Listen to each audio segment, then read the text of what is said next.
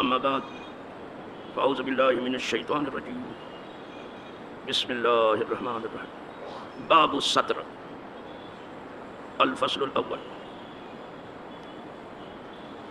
عن عمر ابن ابی سلمہ قال رأيت رسول اللہ صلی اللہ علیہ وسلم يصلي في ثوب واحد مشتملا به في بيت ام سلمہ واضعا طرفيه على عاتقه متفق علیہ۔ بخاری شریف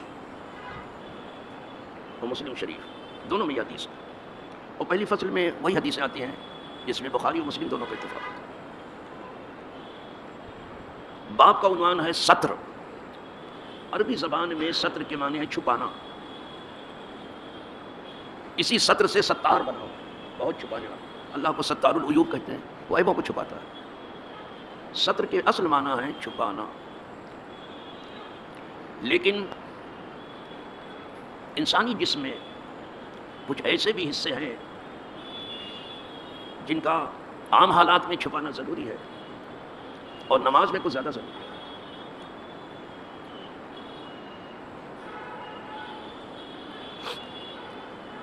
لباس صرف انسان کے لیے ہے، کوئی درندہ لباس نہیں پہنتا، نہ کوئی پرندہ لباس پہنتا، نہ کوئی جانور لباس پہنتا، صرف لباس انسان کے لیے۔ لباس دو ضرورتوں کے لیے ہے۔ ایک ضرورت جو سب سے بڑی ہے وہ یہ ہے کہ جو چھپانے کی چیز ہے اس کو چھپایا جائے۔ دوسری ضرورت ہے کہ لباس ایسا ہو کہ اس میں انسان بھلا دکھائی دے، زینت کے لیے بھی۔ دو ضرورت، ایسا لباس پہنو کہ ستر پوشی بھی ہو اور زینت بھی ہو۔ ناف سے لے کے گھٹنے تک آپ کو چھپانا ہی ہے، کہ مردوں کے لیے یا انڈر ویئر وغیرہ کام نہیں کرے گا۔ رہ گیا عورت کا معاملہ، وہ تو بالکل چھپانے کی چیز، عورت کے معنی تو چھپانا ہی ہے، مگر یہ کہ جہاں مجبوری ہے کہ وہ کھلا رہے، نہیں چھپا سکتی، جیسے ہاتھ کی ہتھیلی کلائی ہے، پاؤں کا پنجہ ہے، اس میں چہرہ بھی آتا ہے، جہاں بالکل ہر وقت نہیں چھپا سکتی ہے، اس کو چھوڑ کر کے وہ جتنی چھپی رہے گی یہ اس کے لیے نفع بخش۔ ویسے اسے اجنبی سے چھپنا بہت ضروری ہے عورت کے لیے، یہ ہمارے دین کی بات ہے۔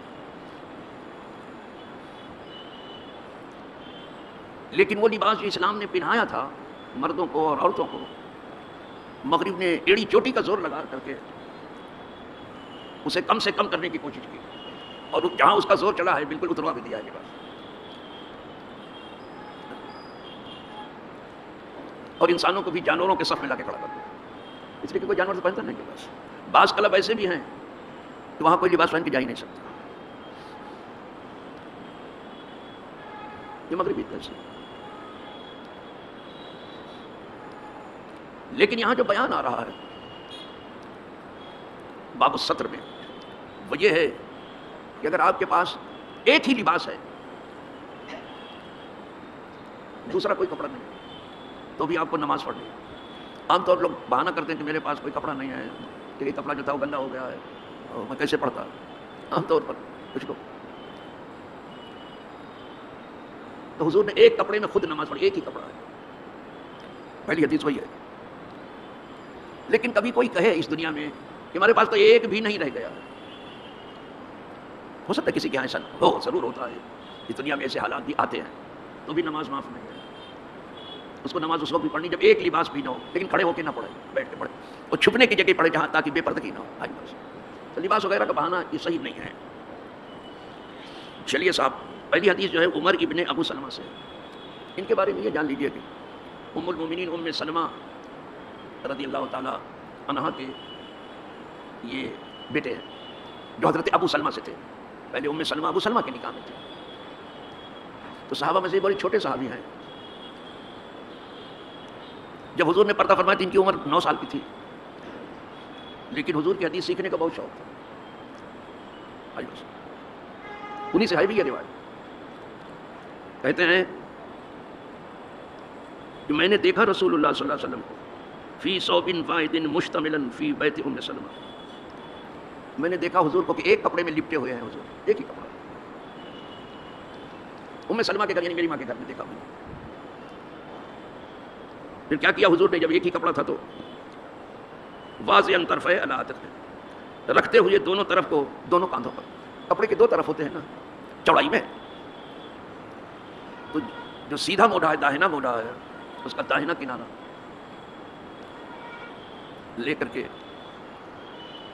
اس کو نیچے سے بغل سے نکال کر کے لاتے ہیں الٹے موڑے پر، اور الٹے موڑے کا الٹا کنارہ جو الٹے موڑے پر اس کو بغل کے نیچے سے نکال کے لاتے ہیں. پھر اگر وہ چھوٹا ہے تو سینے پہ اس کو باندھ لیتے ہیں تاکہ بے پردگی نہ ہو، اور وہ کافی چوڑا ہے تو پھر باندھنے کی بھی ضرورت نہیں. تو حضور کو خود میں نے ایک کپڑے میں لپٹے ہوئے نماز پڑھتے ہوئے دیکھا ہے، خود جو دونوں جہاں کے مالک. کوئی کہہ نہیں سکتا کہ اب ہمارے پاس تو کپڑا نہیں ہے میں کیسے نماز پڑھوں، ایک ہی کپڑا تو گندا ہو گیا. یہ سب عذر صحیح نہیں ہے.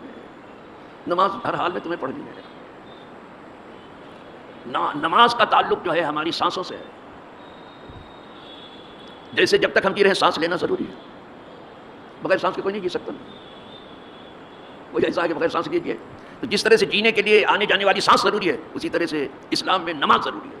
جب تک زندگی بہانہ مت کرو، ہر حال میں نماز. اسی لیے حضور نے ہر نمونہ پیش کر دیا، خود پڑھ کر دیا. کیا کہنا اس نمونے کا. آج میں نے یہ باب شروع کیا ہے اور یہ بہت اہم ہوگا. جب آگے بڑھیں گے اس کو تو یہ نزاکت لیتا چلا جائے گا. یہ باب الستر جو ہے چھپانے والا باب، یہ کتنا اہم ہے. تو آج چونکہ پہلا ہی دن تھا اس کا، یہیں سے باب الستر جو ہے شروع ہوا ہے، تو ایک ہی حدیث میں نے پڑھی ہے، تھوڑا سا تعارف بھی کرا دیا ہے. خدا کرے کہ دھیرے دھیرے ہم ستر پوشی بھی سیکھ لیں، اور ستر پوشی میں کیا رکھا ہے وہ بھی سیکھ لیں، اور بے پردگی میں کیا کچھ سزا ہے اور عذاب ہے وہ بھی سیکھ لیں. یہ سب ہمیں ضروری نہیں کہ ہم مغرب کے پیچھے جائیں. ویسے دنیا بڑی بری طرح سے ان کے پیچھے گئی. ہمیں جانا یہ تو حضور کے پیچھے جائیں، جو حضور کے ہو گئے ان کے پیچھے جائیں. یہ ہمارے لیے بھلا ہے. الحمدللہ رب العالمین. اب دھیرے دھیرے تھوڑا تھوڑا ہی صحیح لیکن مسلمان سیکھ تو لیں گے کچھ. جنت میں جانتے ہو حضرت آدم علیہ السلام نے بھول چوک سے جو اس درخت سے لے لیا تھا جس سے روکا گیا تھا، تو سب سے پہلی جو چیز آئی ہے لباس ہی اترا. اور اس درخت تک لے جانے میں شیطان نے دھوکہ دیا. تو وہاں بھی ہمارے جلد امدد کا لباس شیطان نے اتروایا. یہاں بھی جو لباس اتروا رہی ہے انسان نہیں ہے، شیطان. اللہ ان شیطانوں سے بچائے. وآخر دعوانا الحمدللہ رب